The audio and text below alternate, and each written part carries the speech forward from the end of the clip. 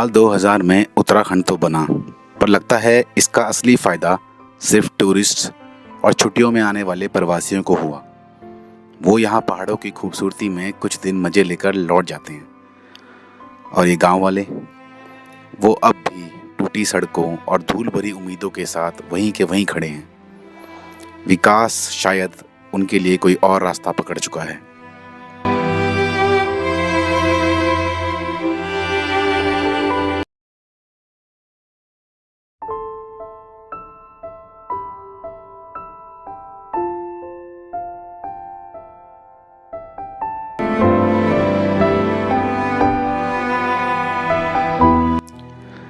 मेरा गांव उत्तराखंड हमेशा मुझे अपनी ओर खींचता है। वहाँ की हवा, वहाँ की बयार, हर चीज़ में एक अलग ही आकर्षण है। उस हवा में ऐसा कुछ है जो मुझे रोमांच से भर देता है, मेरे रोंगटे खड़े कर देता है, जैसे कोई अनजानी खुशी का एहसास।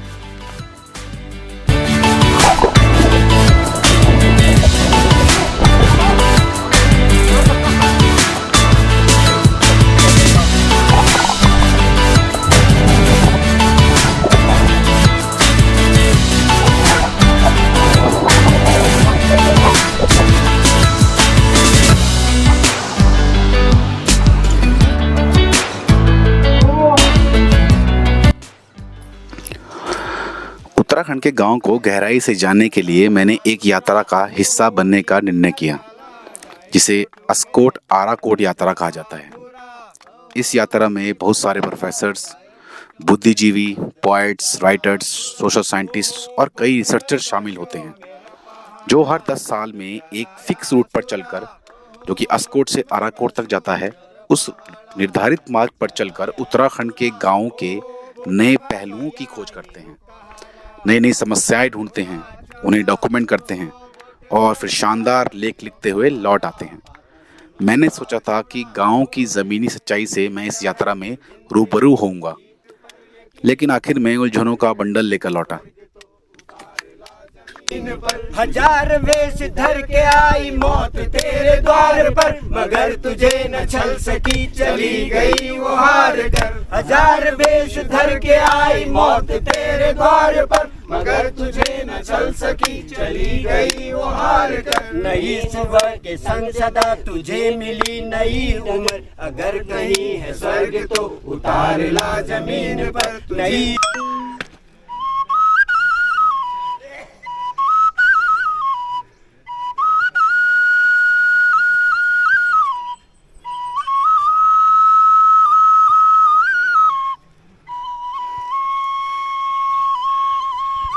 माल खजान सब हमरे तो छू, हम एक एक पाई को हिसाब लो।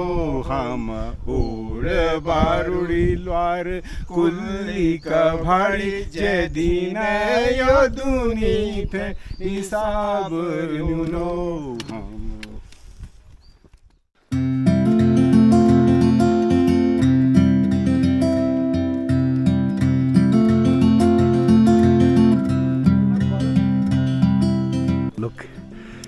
आपका नाम बताओ। सृष्टि। और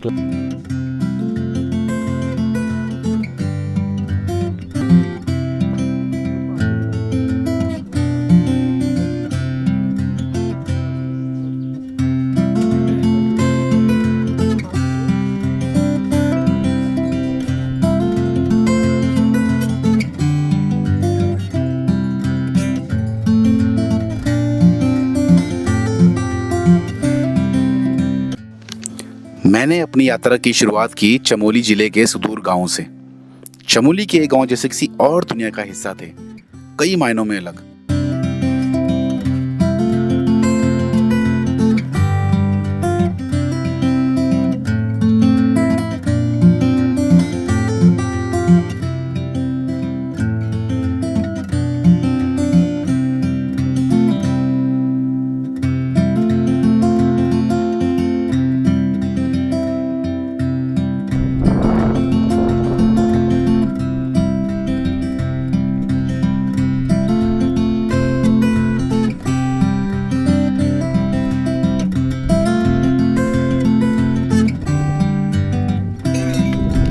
लोग रहते हैं? हाँ रहते हैं। रहते हैं ना बरसात में? हाँ बरसात में आज तो पुलिस नहीं डाल रहे हैं?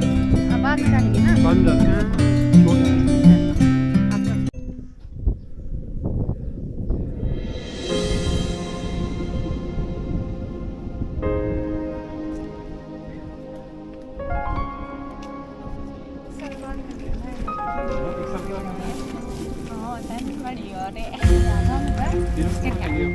हेलो मेरी बेटी है वो, मेरी दीदी की बेटी है वो। अच्छा हाँ, ताई की लड़की की लड़की।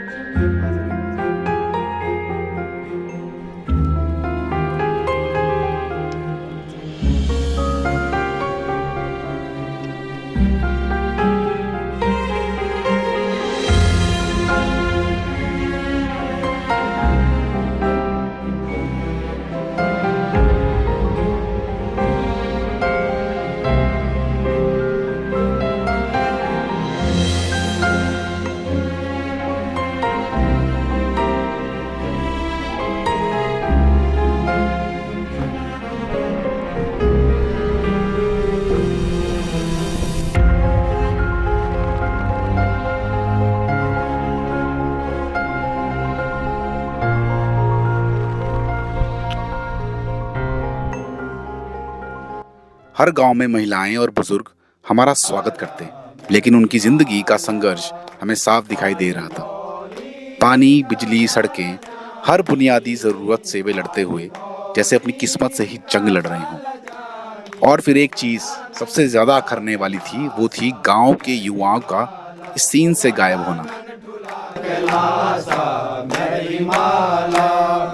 पार्वती को मैं तैयार छो, पार्वती को मैं तैयार छो, मुझे छो शिव जी को खाना जानी, काली धोली खाना जानी, ओ बटानन ठुला कैलासा मेरे हिमाला, ओ बटानन ठुला कैलासा।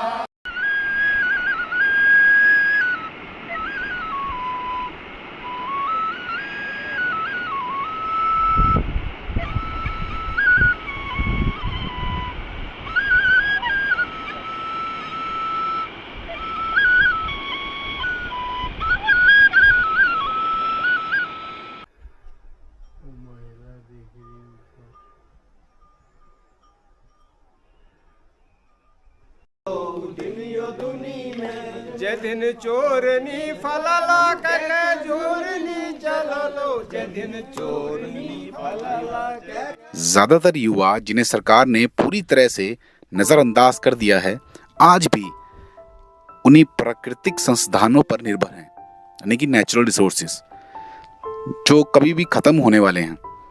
जड़ी बूटियां और स्पेसिफिकली कीड़ा जड़ी जैसी चीजें, जिनकी अवैध काले बाजार में कीमत लाखों में है, ये उनके जीवन का अस्थायी सहारा बन गई हैं।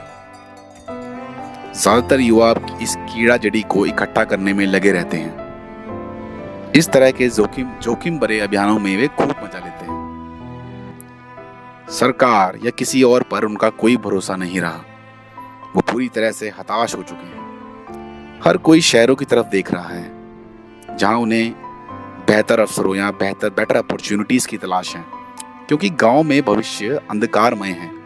फिर भी जैसे तैसे अपना जीवन वे काट रहे हैं। सरकारी नौकरी या फिर शहर की कोई भी नौकरी, बस गांव की इन मुश्किलों से छुटकारा। खेती बाड़ी के बारे में अब ज्यादा कोई सोचता नहीं है। बागवानी या कोई ग्रामीण उद्योग कौन झंझट मोल ले, उनके लिए सब बहुत छोटा और बोरिंग है। और हम जो इस यात्रा में आए हुए हैं, हम शहरों में बैठकर उन पर पर्यावरण संरक्षण यानी इन्वायरमेंट कंजर्वेशन और बाकी आदर्शवादी बातें थोपते रहते हैं, जैसे कि ये भाषण उनके किसी काम का हो। आखिरकार जब पेट खाली हो और बेहतर जिंदगी शहर में दिखती हो, तो पेड़ बचाने की बात कौन सुनेगा। तूने 5 बटा रोड दिखाई है पंदेरी चौक में, ना मेरी लड़ाई है। मैं अधिकारी को बोल रहा हूँ, अधिकारी नहीं मैं इन चलूंगा। ये आदमी को या आदमी विदेश का आदमी यहाँ खड़ा पता के लिए तो उनको भी तो जगह चाहिए बोलने के लिए है सर, गलत बात बोलिए, जगह चाहिए। पर गाँव वाले ये बोलता ये तुमने ये नहीं, मैं सही बात बोला। अरे कभी बोलता अरे वो बोलने के लिए वो आ रखे वो अभियान नहीं, उनके बाप और यहाँ वो बोल लेके देंगे हमको, अधिकार लेके देंगे वो। ये उनको क्या याद है अलगाव है बोल के, जब अलगाव के प्रकट होंगे ना तब तो अलगाव का नाम आएगा। हम नहीं होंगे तो कौन पूछता अलगाव है? आपको बोलने का मौका दिया जाए। साहब नहीं, मैं गाँव में बोला, आपको नहीं बोला। आप तो मेरा हमारा भगवान है, आशीर्वाद है। एक बार हमसे 84 में 10 साल बाद ये हुआ कि भाई खाली एक बार यात्रा करने से कुछ नहीं होगा, हमें 10 साल में फिर जाना चाहिए उसी रास्ते में, उसी तारीख को और उसी दिन में, जब हम ये समझ सकेंगे कि इन 10 सालों में हमारे गांव का क्या कोई हाल बदला, क्या पैरी, गैरी, आला, रामणी, पडेर इनमें कोई बदलाव आया, देखा हमने क्या विकास की ओर हम जा रहे हैं या नहीं जा रहे हैं, या लोगों की समस्याएं वैसी की वैसी बनी हुई हैं। तो 84 में फिर हमारे साथी इस इलाके में आए, उसके बाद हम 94 में यहाँ आए 10 साल बाद, फिर 2004 में हम यहाँ आए, फिर 2014 में आए और इस बार 2024 में फिर हम यहाँ पर एक बार आप लोगों के बीच आए। पिछली बार जब हम 2014 में आए थे तो इनके घर में हम लोग उस बार शाम को पहुँचे थे, तो हम रामनी को और नहीं जा सके, तो इनके पिताजी ने हमारे रहने की व्यवस्था की थी, इसलिए हमने जितने भी लोगों से उस समय परिचय हुआ था सबको चिट्ठी भी लिख के भेजी थी कि इस बार हम फिर से यहाँ आ रहे हैं। हमारी ये जो यात्रा है, इस यात्रा का जो उद्देश्य है, इस बार हमारे को यात्रा करते हुए हमारे साथियों को 50 साल पूरे हो रहे हैं। तो हम ये देखना चाह रहे हैं, क्योंकि हम सब उत्तराखंड के रहने वाले हैं, कोई पिथौरागढ़ का रहने वाला है, कोई चमोली का रहने वाला है, कोई टिहरी का रहने वाला है, कोई पौड़ी का रहने वाला है, कोई रुद्रप्रयाग का रहने वाला। अभी 5 साथी हमारे सीख गांव से होते हुए सीधे निकल रहे हैं। हमने कहा भाई हमको सीख गांव को भी नहीं छोड़ना है, वहाँ से भी हमारा ये पुराना रूट है, हम तो आला जाएंगे ही जाएंगे, सबको नमस्कार करेंगे वहाँ, और तुम लोग सीख गांव से होते हुए जाओ। तो हमारे 6 साथी ऊपर सीख गांव के रास्ते रामणी की ओर को जा रहे हैं। इन पिछले 50 सालों के भीतर कैसे कैसे बदलाव आए। जब हम पहली बार आए थे यहाँ 84 में, 94 में, तब लोगों की एक समस्या थी कि भाई स्कूल नहीं है, कोई डॉक्टर नहीं है यहाँ पे, सड़क नहीं है यहाँ पे, बहुत सारी बातें हो रही हैं। आज हमें दिखाई पड़ रहा है कम से कम आला के पास एक सड़क आ गई। आज हमें दिखाई पड़ रहा है कि मोबाइल में भी नेटवर्क छोटा छोटा आ ही गया है। तो बहुत कुछ बदलाव आ रहे हैं, लेकिन ये बदलाव कितने ठीक होंगे, इनसे क्या हमारे गांव समाज का कोई भला होगा? क्या हमारी माता बहनों की जो बोझ है उनके ऊपर, काम का बोझ है, क्या वो हल्का होगा? क्या उनकी स्थिति ठीक होगी? क्या हम जब उनकी तबीयत खराब होती है सही समय पे, क्या हम उनको इलाज दिला पा रहे हैं? इन 50 सालों के भीतर क्या इसमें कोई आज दो, अभी दो, आज दो, अभी दो, ये हमारे उत्तराखंड आंदोलन का नारा था। क्या हुआ? आज दो, अभी दो, आज दो, अभी दो। भूखे बात की दहाड़ हूँ मैं, पहाड़ हूँ मैं, कभी मूड रहता चिल, कभी कभी तो चिनार हूँ मैं। गुड बॉय बन के कविताएं सुना रहा था, पहली रो में बैठा नेता तालियां बजा रहा था। बहुत बढ़िया, बहुत हार्ड, बहुत बढ़िया, बहुत हार्ड। दाजू में पहाड़ छू, डाइसू में दीवार छू, लाला की बाजार छू, हर तरफ दरार छू। धुन मैंने हाउचू बोला जेठा तेरा घाम छू, देले बोला तू रिटेक तदुनी लगाऊ देख हुनन मु नहीं नीटेक। शाव ने तो भूला तू तो बात की दहाड़ छे, जिम वाली बॉडी ना भूला तू तो हार्ड छे। किले भबरी गोछे बोला तू ही तो पहाड़ छे, तू ही तो पहाड़ छे, तू ही तो पहाड़ छे। तू कसी बचा ले हकू, कसी तू लुका ले हकू, यो देखन बात छू। युवा जैसे अपनी दुनिया में ही खो चुके हैं। उनके चेहरे ऐसे लग रहे थे जैसे गांव में रहकर कोई उम्मीद बची ही ना हो। नेताओं पर भरोसा जीरो, सरकार पर भरोसा जीरो। उनके लिए हम बस वो लोग थे जो आकर भाषण देंगे और अपनी आरामदायक दुनिया में फिर लौट जाएंगे। उनकी नज़रें साफ कह रही थी, अरे आपकी बातें तो बहुत अच्छी हैं पर हमारे किसी काम की नहीं। लेकिन हाँ, गांव में एक चीज़ कॉमन है कि वो है मोबाइल टावर और हर युवा के हाथ में फ़ोन। गांव की समस्याओं से उनका ज़्यादातर युवाओं का कोई लेना देना नहीं है, क्योंकि सब अपनी फ़ोन की स्क्रीन में डूबे रहते हैं। रील्स चल रही हैं और उनके लिए असली दुनिया वही थी जो फ़ोन की स्क्रीन पर नज़र आ रही थी। मुझे तो उनकी आंखों में वे नाउम्मीदी दिखी, वो होपलेसनेस दिखी जो पूरे सिस्टम पर हावी थी। वे जानते थे कि हमारे भाषणों से कुछ नहीं बदलेगा। हम जैसे लोग आएंगे, भाषण देंगे और फिर वे वहीं के वहीं रह जाएंगे।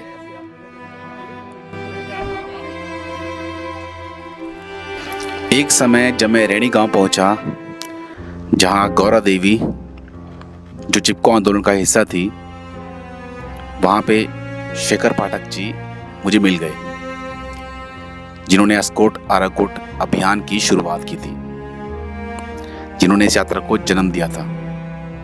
वे गांव के रैणी गांव के एंट्री गेट पर खड़े रहे। ये वही गांव है जहां गौरा देवी और अन्य ग्रामीणों ने अपने वन अधिकारों के लिए लड़ाई लड़ी थी। एक आंदोलन जिसे मीडिया ने बाद में पर्यावरणीय आंदोलन का तमगा दे दिया। शेखर पाठक चुपचाप खड़े थे और मुझे लगा शायद वो यही सोच रहे हैं कि क्या यहाँ के लोगों में अब भी वही हिम्मत और जुनून बचा है। लेकिन चारों ओर बड़े बड़े निर्माण कार्य, डैम्स, बांध परियोजनाएं और कभी कभी होने वाले खतरनाक हादसों के बावजूद लोग अब चुप हैं। शायद वो चिंगारी अब बुझ चुकी है। आखिरकार अब पर्यावरण बचाने का काम पुराना हो गया है। पेड़ों की कौन परवाह करे जब हमारे पास कंक्रीट के जंगल और मौन गांव हो। एक झलक वहाँ से पूरा करके फिर कल तो सब आएंगे ही, कल 20-25 लोग आएंगे। हाँ, और 25 यहाँ तक कोई लड़का है ही नहीं। पता हो गया मुझे पहले, यहाँ ही नहीं, धार चूरा से लेके ऊपर वाले सब, या खीराजड़ी या केदारनाथ या जोशीमठ या कहीं कोई नहीं है घर में, कोई नहीं है। हाँ, लेकिन हमें तो आना ही है। आप तो हैं, आप पकड़ करने को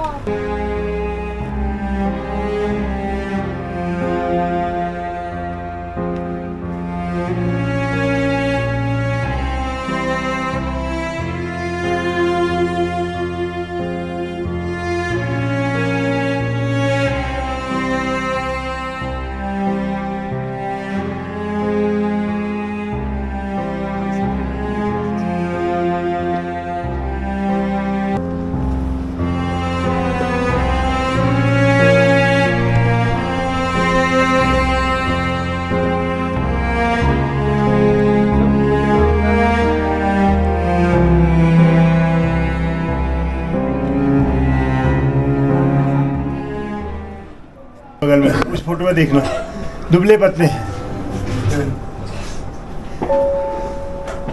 बैठो, फोटो ही काम आज कर रहा। बड़े नमस्ते। और लोग भी हैं? नहीं, कल तो करीबन 20-22 लोग हैं वो जो पैदल में आ रहे हैं। अभी आज कुआरी पास पार कर रहे हैं। आज इस बार तो बड़ी संख्या में है और बहुत सारे लोगों को ड्रॉप किया है। लड़कियां, लड़के, यूनिवर्सिटी में पढ़ने वाले, IIT वाले, विदेश। चंदोला जी भी पर के साल खत्म हो गए, वो भी खत्म हो गए। धन सिंह राणा भी खत्म हो गए। चंदोला जी को भी देख रहा था हमें। चंदोला जी ने कहा कि अब मेरे लिए चलना मुश्किल हो गया है। फिर हम लोग, मैं हुआ, राजीव लोचन साहब, जब मैं किताब लेके आया था ना, हिंदी वाली किताब लेके, हाँ, तो हम फिर 4 लोग आए थे यहाँ 21 में, वो कोरोना के बीचों बीच में। उससे पहले भी तो आया था। उससे पहले तो हम आपके यहाँ 10 बार आ गए हैं। ये तो 5 बार तो यात्राओं में, अस्कोट आराकोट यात्राओं में आ गए। पर इतना बड़ा टीम नहीं ले गया इस बार ज्यादा ले गया नहीं। इस बार आएंगे 22 लोग आएंगे। फिर यहाँ आके फिर वो जोशीमठ चले जाएंगे। फिर जोशीमठ में भी याद करने वाले हैं। और कुछ लोग जो हैं कौसा जाएंगे, गोविंद सिंह रावत जी के गाँव कौसा। और नाती पोते कितने में पढ़ रहे हैं? एक कोचिंग करे लाटनी। कहाँ? देहरादून में। बढ़िया। एक इंटर कर रहा है, एक हाई स्कूल में, बड़े वाले का। तो वो जोशीमठ में ही पढ़ रहे वो देहरादून में चले गए। वो अब कोचिंग वाले को वहीं जरूरत पड़ रहा है। फिर जोशीमठ वाला एक, उसके 3 बच्चे उसके भी है। हमारे यहाँ तो कई गीत ऐसे हैं कि जंगल में जाके हल्ला गुल्ला मत मचाओ, बांसुरी मत बजाओ, उल्टे सुल्टे काम मत करो। अब म्यूजिक में कर रहे हैं ना, तब आप बिना रिकॉर्ड के ले रहे हैं।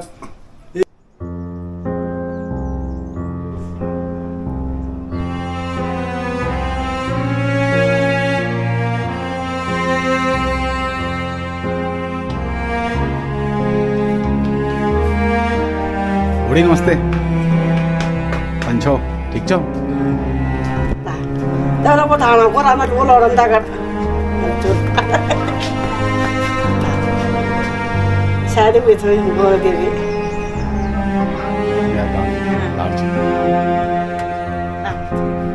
ऐसे मतलब अभी जहाँ एक्सप्लोर ये फोन वो एक्सप्लोर करने मैं नाम क्या आपका जैसे जैसे मेरी यात्रा खत्म हुई एक और हकीकत मेरे सामने आई। यात्रा में आए ये बुद्धिजीवी, ये इंटेलेक्चुअल्स, ये पोएट्स, ये राइटर्स अब अपने अपने लेख लिखेंगे, बड़े बड़े सेमिनार होंगे, चर्चाएं होंगी, तालियां बजेंगी। हमने ये देखा, हमने वो देखा, वो डॉक्यूमेंट किया, हमने ये खोज की, और गाँव की हालत वही पुरानी, बदलाव सिर्फ कागजों पर। तब सवाल उठा कि ये सब आखिर किस लिए? हम हर बार बातें करते रहेंगे, नए नए दस्तावेज बनाते रहेंगे और गांव की समस्याएं वैसी की वैसी रहेंगी।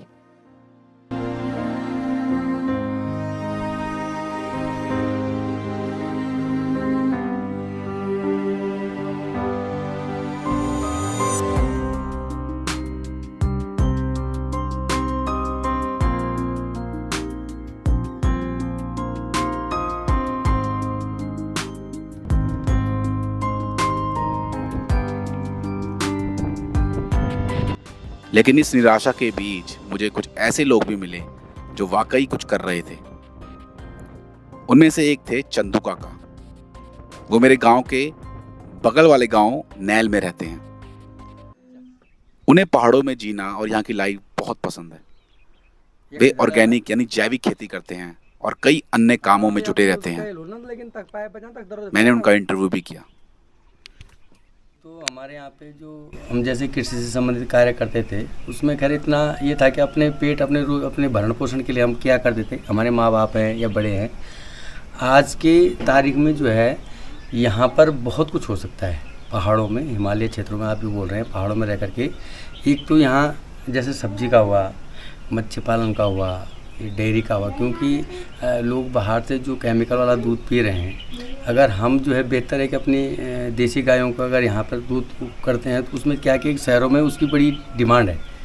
यहाँ के ऑर्गेनिक जो भी जैविक खेती जो हम जिससे करते हैं ना गोबर से, तो घी की भी आप लगा लो, आप बाहर यहाँ से जो घी जा रहा है इस समय, तो देहरादून दिल्ली में आप भेज दो, आपको 2000-3000 रुपये किलो के हिसाब से मिल जाएगा। ठीक है, तो चुनौतियाँ तो बहुत है ना, यहाँ रोडें हैं ढंग की, यहाँ पानी की समस्याएं हैं और ट्रांसपोर्ट की दिक्कत तो है ही, और नज़दीक में मार्केट तो है नहीं हम लोगों का, रोड एक दूसरी रोडों से जुड़ी है नहीं, तो लोकल में जब थोड़ा सा हमें विपणन करते हैं हम, उसमें बड़ी दिक्कत आती है। बाकी तो यहाँ पे रोज़गार के लिए बहुत अच्छा है आज की तारीख में। तो हर समय ये प्रयास रहता है मेरा कि कोई बाहर, जितने हम बाहर पैसा लगा रहे हैं, हमारे यहाँ के लोगों के पास पैसा भी है, अच्छी है, जॉबें भी हैं, हम तो चाह रहे हैं कि बाहर से आए, गांव बसे वापस जो है बंजर पड़ गए, ये वापस इस पे जो है कृषि कार्य से संबंधित जो भी कार्य आते हैं, पशुपालन से लेके जो भी उसमें कार्य करें तो बहुत अच्छा है, बेनिफिट भी है, और यहाँ तो स्थानीय लोगों को रोज़गार भी मिलेगा। ठीक है, और स्वास्थ्य पानी हर उसका पर्यावरण भी सुधरेगा गाँव का। और शायद ये कि सरकारें भी हमारे ऊपर ध्यान देंगी, जब कुछ होगा यहाँ पे तो सरकारें भी तभी ध्यान देती हैं। अकेले एक आदमी कुछ नहीं कर पाएगा यहाँ इन्वेस्टमेंट बहुत ज़रूरी है, पैसा चाहिए किसी भी कार्य को करने के लिए। अब हम धीरे धीरे कर रहे हैं, थोड़ा थोड़ा करके अपने आजीविका तो हम यहाँ पूरा कर ही रहे हैं, जैसे तैसे इसी कृषि से कर रहे हैं। बच्चे हमारे यहाँ पढ़ रहे हैं, सब कुछ ठीक है, और हमें अपने घर से हमें हमेशा लगाव रहा, यहाँ से हम कभी बाहर नहीं गए। और एक देखो हमारा तो बचपन से ही ये रहा है, शहरों में तो भागा दौड़ी और दिन भर की थकावट, गर्मी, हर चीज़ से आदमी परेशान है। पहाड़ों में रह कर के एक तो है कि एक तो शुद्ध हवा, शुद्ध पानी है, दूसरी बात है हम बचपन से ही हम अपनी इस खेती से, अपने गांव से जुड़े रहे, जिस कारण से हमें शहरी जीवन अच्छा नहीं लगता है। ठीक है, पैसा तो है, सब कुछ है, स्वास्थ्य भी है, शिक्षा भी है, तो यहाँ पर स्वास्थ्य और शिक्षा की दोनों की कमियाँ ज़रूर हैं, लेकिन फिर भी शहर के जीवन से बहुत बेहतर जीवन है यहाँ का।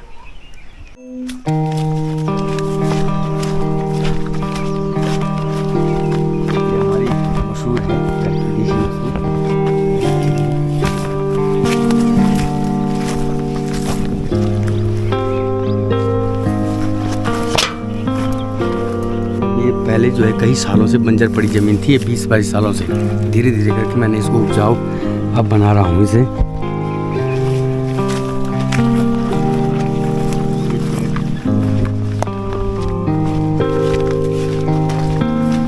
ये रहा हमारा देखिए, एक ट्राई किया तुमने, होता है कि नहीं होता, लेकिन ठीक हो रहा है।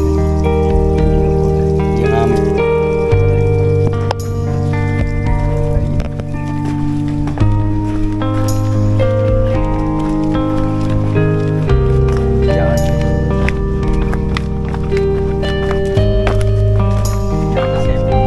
गर्म इलाका है, लेकिन सेब पिछली बार बढ़िया हुआ था।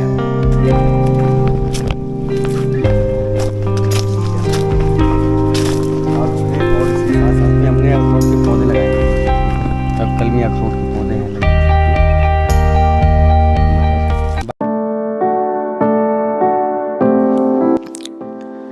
यात्रा के दौरान मेरे कुछ दोस्त बने, जिनमें से एक था गौरव वशिष्ठ। यात्रा के बाद हम कल्पेश्वर मंदिर गए। मंदिर के प्रवेश द्वार पर कूड़े का ढेर था, प्लास्टिक और गंदगी से भरा हुआ, जो टूरिस्ट और तथाकथित भक्त छोड़ गए थे। कोई उसे साफ करने की जहमत नहीं उठा रहा था, हालांकि वहां भक्तों की भीड़ लगी थी। और तभी गौरव ने एक प्लास्टिक बैग उठाया और बिना कुछ कहे किसी को कचरा उठाने लगा। उसे ऐसा करते देख मुझे भी कुछ महसूस हुआ। मैंने भी उसकी मदद की और फिर एक शख्स हमारे साथ जुड़ गया। सिर्फ 1 घंटे में हम 3-4 लोगों ने पूरा इलाका साफ कर दिया। तब मुझे सच्चा संतोष मिला।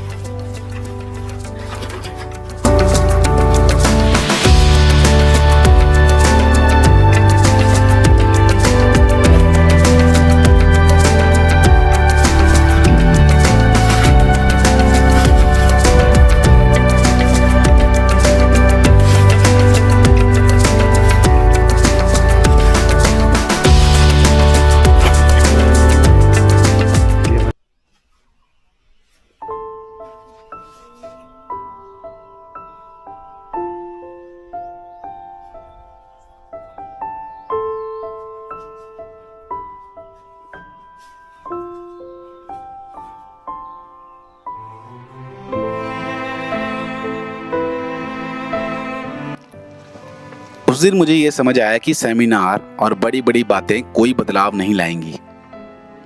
असली बदलाव लाते हैं छोटे छोटे काम। पहाड़ों में रह रहे हर व्यक्ति को पहले से पता है कि क्या समस्याएं हैं। अब बस जरूरत है कि हम सब खुद उठें और कुछ ठोस कदम उठाएं। बातें करना बहुत आसान है, पर असली काम वही है जो हम अपने हाथों से करते हैं।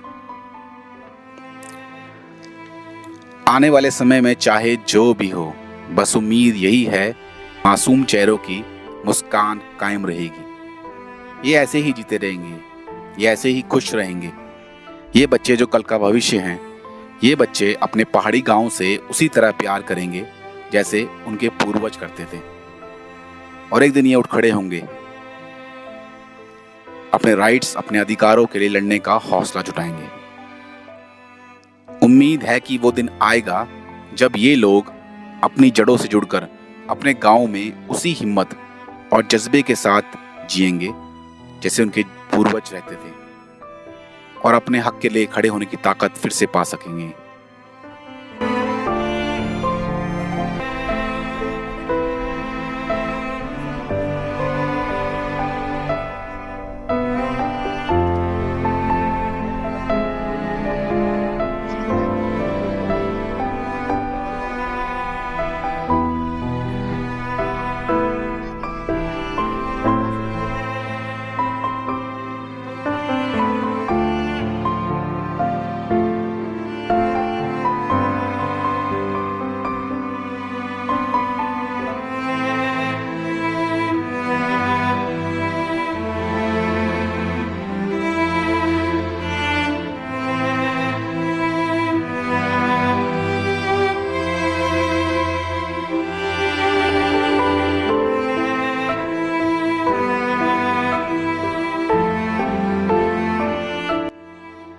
आखिर में बस यही उम्मीद है कि जैसे पहाड़ों के मवेशी खुद ही जंगलों में जाकर दिन भर चरते हैं और फिर शाम को बिना किसी सहारे अपने घर लौट आते हैं, वैसे ही शायद एक दिन उत्तराखंड के लोग भी अपने गाँव की तरफ लौटेंगे।